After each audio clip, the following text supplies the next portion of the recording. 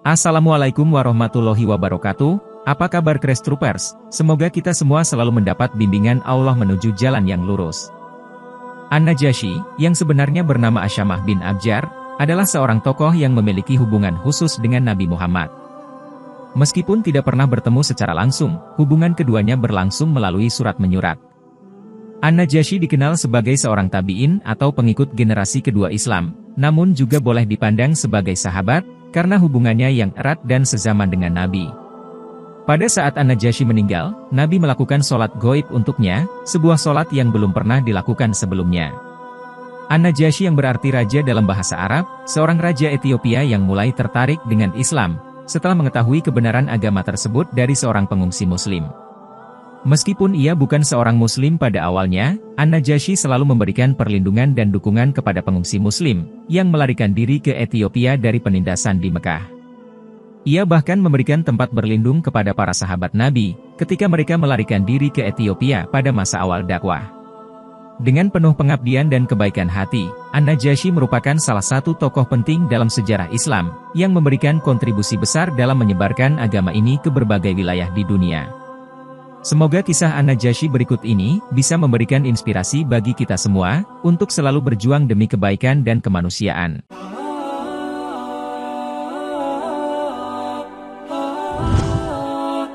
Kisah tentang Asyamah yang menjadi raja tidaklah mudah.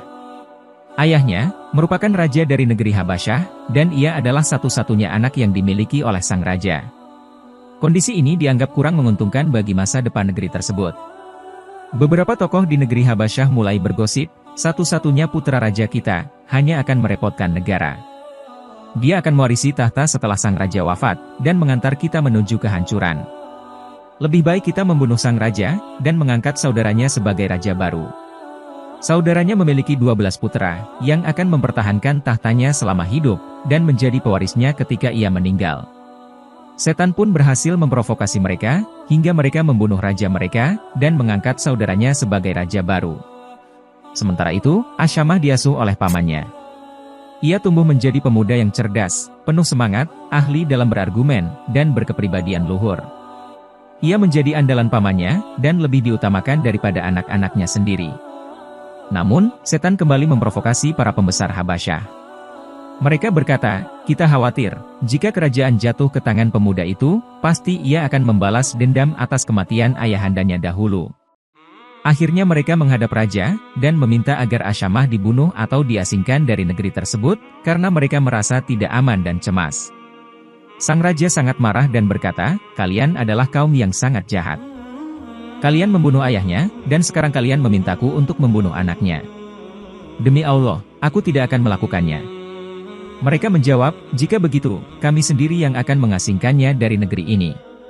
Sang raja pun merasa tidak berdaya, menghadapi tekanan dan paksaan dari para pejabat yang jahat tersebut. Setelah Asyamah diusir, terjadi peristiwa yang tidak terduga. Badai dahsyat disertai petir dan hujan lebat melanda negeri itu. Sebuah pilar istana runtuh, dan menimpa sang raja yang sedang berduka atas kematian keponakannya. Beberapa waktu kemudian, raja tersebut meninggal dunia.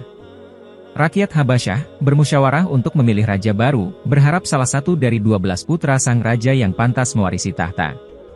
Namun, ternyata tidak ada satupun dari mereka yang layak.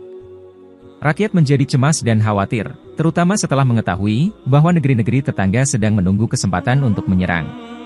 Suatu saat, salah seorang dari mereka berkata, demi Allah, tidak ada yang pantas menjadi pemimpin kita, selain pemuda yang telah kita usir. Jika kita benar-benar peduli dengan negeri Habasyah, maka kita harus mencarinya dan mengembalikannya. Mereka segera mencari Asyamah, dan membawanya kembali ke negerinya. Mereka menempatkan mahkota di atas kepalanya, dan mengangkatnya sebagai raja, serta memberinya gelar Najasyi. Dia pun memimpin negerinya dengan baik dan adil. Kini, kebaikan dan keadilan meliputi Habasyah, setelah sebelumnya dikuasai oleh kezoliman dan kejahatan. Pada saat yang sama, ketika Najasyi naik tahta di Habasyah, di tempat lain Allah mengutus nabinya, Muhammad, untuk membawa agama yang penuh hidayah dan kebenaran.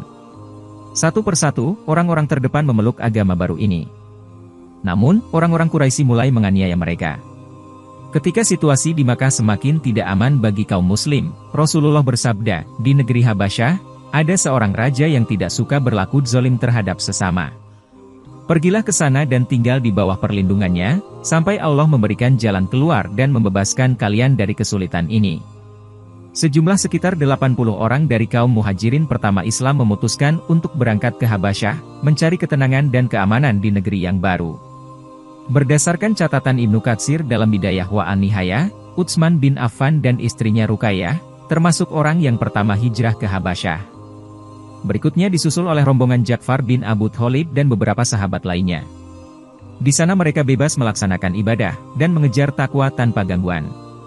Namun, ketenangan mereka tidak bertahan lama, karena Quraisy merencanakan upaya untuk memusnahkan para muhajirin, atau memaksa mereka kembali ke Makkah. Dua orang utusan kafir Quraisy yang ahli dalam diplomasi, yakni Amr bin Ash dan Abdullah bin Abi Robi'ah, dikirim ke Habasyah untuk menemui Raja Najasyi. Mereka membawa hadiah-hadiah bernilai tinggi untuk raja dan para pejabat Habasyah, yang dikenal sebagai pencinta barang-barang dari Makkah. Quraisy berharap, Najasyi akan menyerahkan para muhajirin kepada mereka. Setibanya di Habasyah, Amr bin Ash dan Abdullah bin Abi Robi'ah mengunjungi para pejabat setempat, sambil memberikan hadiah sebagai tanda penghormatan. Mereka menyampaikan keluhan tentang beberapa pengacau dari kota mereka yang telah menyebabkan perpecahan, dan meninggalkan agama nenek moyang mereka. Amr dan Abdullah meminta dukungan dari para pejabat Habasyah, untuk menentang agama baru yang diikuti oleh pengacau tersebut. Kemudian, Amr dan Abdullah bertemu dengan Raja Najasyi setelah memilih waktu yang tepat.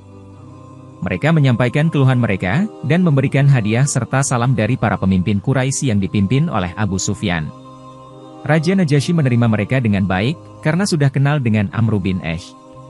Amr mulai berbicara dan menyatakan, bahwa beberapa orang pengacau dari kaum mereka telah tiba di negeri Raja Najasyi. Mereka telah meninggalkan agama nenek moyang mereka, dan mengikuti agama baru yang tidak dikenal oleh kaum mereka dan juga Raja Najasyi. Amr dan Abdullah diutus oleh pemimpin mereka, untuk meminta Raja Najasyi agar mengembalikan pengacau tersebut ke Makkah. Najasyi menoleh kepada para penasihat istana, dan meminta pendapat mereka.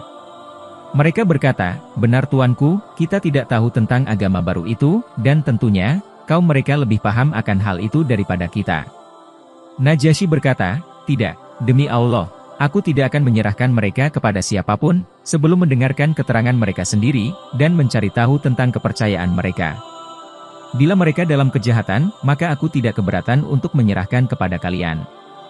Tetapi kalau mereka dalam kebenaran, maka aku akan melindungi dan memelihara mereka, selama mereka ingin tinggal di negeri ini.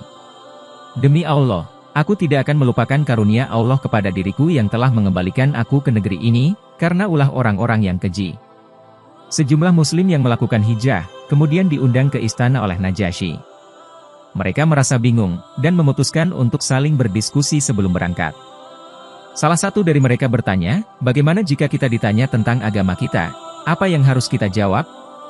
Yang lain menjawab, "Kita katakan saja apa yang difirmankan Allah dalam kitabnya, dan kita jelaskan apa-apa yang diajarkan oleh Rasulullah tentang Robnya." Mereka bergerak menuju istana, dan tiba di sana. Saat tiba, mereka melihat Amr bin Ash dan Abdullah bin Abi Robi'ah sedang duduk. Di sekitar mereka, terdapat para uskup dari Najasyi yang duduk dengan pakaian kebesaran mereka, dan memegang kitab-kitab yang terbuka di tangan. Setelah memberikan salam secara Islam, kaum muslimin diberikan tempat duduk yang telah disiapkan. Amr bin Ash menoleh kepada mereka dan bertanya, "Mengapa kalian tidak sujud kepada raja?" Mereka pun menjawab, "Kami tidak sujud, kecuali kepada Allah." Dengan penuh kagum, Najasyi menggelengkan kepala atas jawaban tersebut. Dengan pandangan yang penuh simpati ia bertanya, "Agama apa yang kalian anut sebenarnya? Apakah kalian meninggalkan agama yang diwariskan oleh nenek moyang kalian, dan tidak mengikuti agama kami?"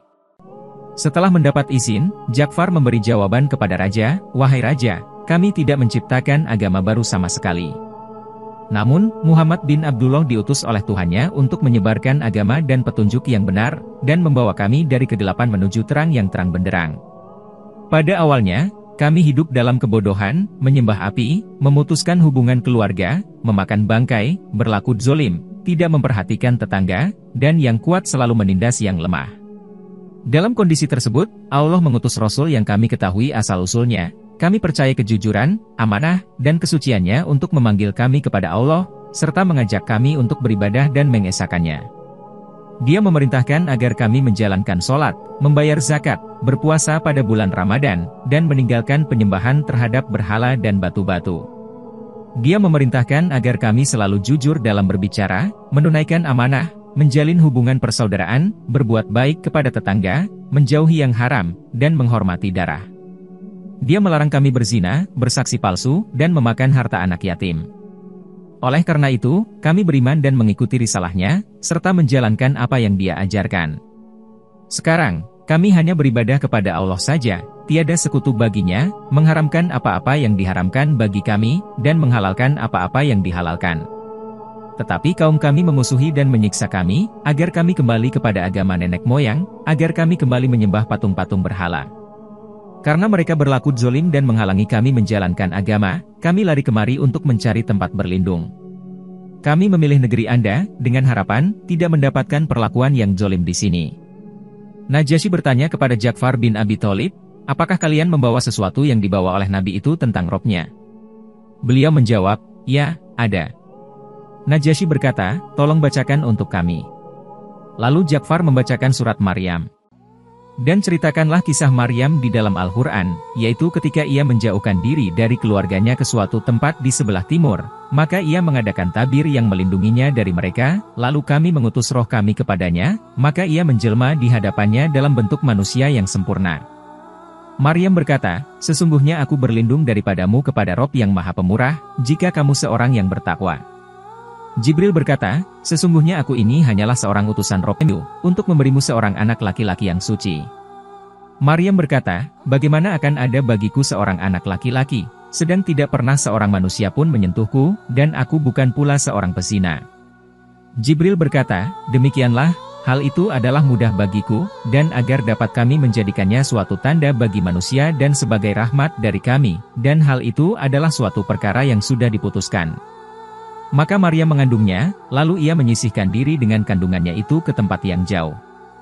Maka, rasa sakit akan melahirkan anak, memaksa ia bersandar pada pangkal pohon kurma dan berkata, aduhai, alangkah baiknya aku mati sebelum ini, dan aku menjadi sesuatu yang tidak berarti, lagi dilupakan.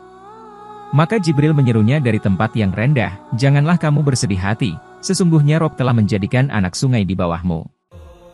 Sontak, Najasyi tampak terharu dan berlinang air mata ketika mendengarnya. Demikian juga dengan para uskup yang hadir di sana, kitab-kitab mereka basah oleh tetesan air mata yang jatuh. Najasyi kemudian berbicara kepada utusan Quraisy dengan penuh perasaan, apa yang mereka bacakan kepada kami, dan apa yang dibawa oleh Isa, berasal dari sumber yang sama. Demi Allah, selama aku masih hidup, aku tidak akan menyerahkan mereka sama sekali kepada kalian. Setelah itu, Najasyi bangkit dari singgasananya, dan pertemuan pun dibubarkan. Amr bin Ash keluar dengan rasa tidak puas. Dia berkata pada temannya, demi Allah, besok aku akan menghadap Najasyi lagi. Aku akan mengatakan sesuatu yang akan membuatnya marah sampai ke dalam hatinya, dan membinasakan mereka. Abdullah bin Abi Robiah yang lebih lembut dalam sikap, mencoba untuk menghentikannya, jangan lakukan itu wahai Amru. Meskipun mereka memiliki perbedaan pandangan dengan kita, mereka masih keluarga kita. Namun Amru menegaskan, demi Allah, aku akan mengatakan, bahwa mereka telah menyebut sesuatu yang buruk tentang Isa bin Maryam, menyembunyikan fakta lain, dan menuduh Isa sebagai seorang hamba. Seperti yang direncanakan, keesokan harinya Amr bin Ash kembali menghadap Najasyi dan mengatakan, Tuanku, kemarin mereka mengungkapkan sesuatu, tetapi menyembunyikan banyak hal lain. Mereka juga mengatakan, bahwa Isa hanyalah seorang hamba. Kemudian para muslim dipanggil kembali ke istana, dan ditanyai tentang Isa bin Maryam. Ja'far menjawab, bahwa mereka mengikuti ajaran Nabi, bahwa Isa adalah hamba dan utusan Allah, yang merupakan kalimatullah yang diletakkan pada diri Maryam, seorang perawan suci. Najasyi mengakui, bahwa pendapat mereka benar, dan tidak ada yang salah tentang Isa. Namun, para uskup terkesan tidak setuju dengan itu, dan mulai membisik-bisik. Najasyi tidak peduli dengan itu, dan memperbolehkan para muslim tinggal dengan aman di negerinya. Beliau mengancam akan menindak tegas siapapun yang mencoba mengganggu mereka, dan menolak menerima suap dari Amr bin Ash dan kawan-kawannya. Bahkan, beliau memerintahkan pengawalnya untuk mengembalikan hadiah-hadiah tersebut, karena ia tidak membutuhkannya, dan Allah tidak menerima suap darinya. Dengan begitu, para muslim diizinkan untuk hidup dengan damai di negeri tersebut, dan mendapat perlindungan dari raja yang adil. Situasi di negeri Habasyah menjadi tidak stabil. Beberapa uskup tidak puas dengan keputusan yang telah diambil, dan mulai menyebarkan isu bahwa Raja Najasyi telah meninggalkan agamanya, dan beralih ke agama baru. Mereka juga berusaha memprovokasi rakyat, untuk menggulingkan Najasyi dari tahtanya. Karena hal tersebut, rakyat Habasyah menjadi bimbang, dan bahkan ada yang ingin membatalkan bayat mereka kepada Najasyi. Merasa khawatir akan situasi yang semakin memanas, Najasyi meminta bantuan kepada Ja'far bin Abi Thalib, dan memberikan 2 kapal untuk menghadapi para pemberontak. Ia meminta para muslim untuk naik ke kapal dan memantau situasi, dan jika ia kalah, mereka boleh pergi kemanapun yang mereka suka. Namun jika ia menang, mereka bisa kembali ke perlindungan Najasyi seperti sedia kala. Kemudian, Najasyi menuliskan 2 kalimat syahadat di atas sehelai kulit kijang, dan memakainya di dada. Ia mengakui bahwa hanya Allah yang layak disembah, dan bahwa Muhammad adalah hamba dan utusannya yang terakhir. Selain itu ia juga mengakui bahwa Isa adalah hamba dan utusannya, serta roh dan firman Allah yang ditiupkan ke dalam rahim Maryam. Setelah itu Najasyi mengenakan pakaian perang, dan pergi bersama pasukannya. Kemudian Najasyi berdiri menghadapi para penentangnya dan bertanya, "Hai rakyat Habasyah, apa pendapatmu tentang perlakuanku terhadapmu?" Mereka menjawab, "Sangat baik Tuan." Najasyi lalu bertanya, "Jika demikian, mengapa kamu menentangku?" Para penentangnya menjawab, "Karena engkau telah meninggalkan agama kami, dan menyatakan bahwa Isa hanyalah seorang hamba." Najasyi bertanya lagi, "Menurutmu sendiri, bagaimana pandanganmu tentang Isa?" Mereka menjawab, "Dia adalah putra Allah." Najasyi kemudian mengeluarkan tulisan yang dipakainya di dada, meletakkannya di atas meja dan berkata, "Aku bersaksi, bahwa Isa bin Maryam tidak lebih dari yang tertulis di sini." Tidak disangka, para rakyat menerima pernyataan Najasyi dengan senang hati. Mereka kemudian membubarkan diri dengan perasaan lega. Rasulullah semakin yakin akan keimanan Najasyi. Sikap positif Najasyi terhadap muhajirin yang datang ke negerinya dan memberikan perlindungan yang aman bagi mereka, membuat hati Nabi senang. Apalagi setelah beliau mendengar bahwa Najasyi memiliki kecenderungan untuk memeluk Islam dan mempercayai kebenaran Al-Quran. Oleh karena itu, hubungan antara Rasulullah dan Najasyi semakin erat. Di awal tahun baru 7 Hijriah, Rasulullah berkeinginan untuk menyampaikan dakwah kepada 6 pemimpin negeri tetangga agar mau memeluk agama Islam. Beliau menulis surat untuk mengingatkan mereka tentang pentingnya iman, dan memberikan nasihat tentang bahaya syirik dan kekufuran. Kemudian, beliau mempersiapkan 6 sahabat untuk tugas tersebut. Sebelum berangkat, ke-6 sahabat tersebut belajar bahasa setempat, untuk memastikan mereka dapat menyelesaikan tugas dengan sempurna.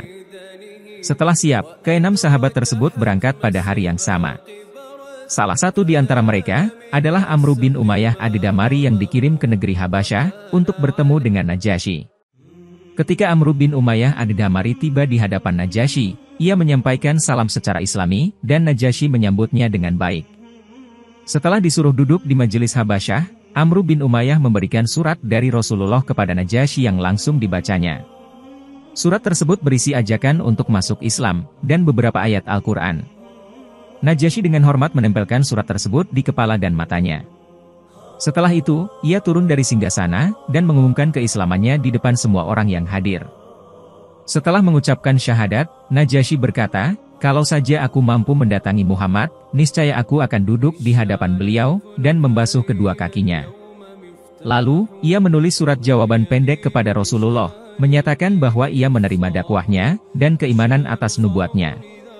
Setelah itu, Amr bin Umayyah memberikan surat Nabi yang kedua, yang meminta Najasyi untuk bertindak sebagai wakil untuk pernikahan Rasulullah dengan Ramlah binti Abi Sufyan, juga dikenal sebagai Ummu Habibah, yang merupakan salah satu pengungsi dari Mekah ke Habasyah. Beberapa waktu yang ditunggu itu pun tiba, hari itu istana Najasyi tampak semarak. Seluruh sahabat yang ada di Habasyah hadir untuk menyaksikan pernikahan Ummu Habibah dengan Rasulullah. Setelah segalanya siap, Najasyi mengucapkan tahmid dan berkata, "Amma badu, saya penuhi permintaan Rasulullah untuk menikah dengan Ramlah binti Abi Sufyan. Dan saya berikan mahar sebagai wakil Rasulullah, berupa 400 dinar emas berdasarkan sunatullah dan sunnah Rasulnya." Khalid bin Sa'di bin sebagai wali Ummu Habibah berkata, "Saya terima permintaan Rasulullah, dan saya nikahkan Ramlah binti Abi Sufyan, yang memberi saya wakalah dengan Rasulullah. Semoga Allah memberkahi Rasul dan istrinya. Kemudian, Najasyi mempersiapkan 2 buah kapal untuk mengantarkan Ummul Mukminin Ramlah binti Abi Sufyan dan putrinya, Habibah, beserta sisa-sisa kaum muslimin yang ada di Habasyah. Sejumlah rakyat Habsyi yang beriman kepada Allah dan Rasul-Nya turut bersama mereka. Mereka rindu untuk berjumpa langsung dengan Nabi, dan sholat di belakang beliau. Rombongan tersebut dipimpin oleh Ja'far bin Abi Thalib. Najasyi juga memberikan hadiah-hadiah kepada Ummu Habibah berupa wangian mahal milik istri-istrinya, juga beberapa bingkisan untuk Rasulullah, di antaranya ada 3 batang tongkat Habasyah yang terbuat dari kayu-kayu pilihan. Di kemudian hari, 1 tongkat itu dipakai oleh Nabi sendiri, dan yang lain dihadiahkan kepada Umar bin Khattab dan Ali bin Abi Thalib. Tidak berselang lama sebelum Fathu Makkah, Najasyi pun wafat, kemudian Rasulullah memanggil para sahabat untuk melakukan sholat gaib. Padahal, Rasul belum pernah sholat gaib sebelum wafatnya, dan tidak pula setelahnya. Semoga Allah meridhoi Najasyi, dan menjadikan jannahnya yang kekal sebagai tempat kembalinya. Sungguh dia telah menguatkan kaum muslimin di saat mereka lemah, memberikan rasa aman di saat mereka ketakutan, dan dia melakukan hal itu, semata-mata karena mencari ridha Allah. Wallahu a'lam bishawab. Wassalamualaikum warahmatullahi wabarakatuh.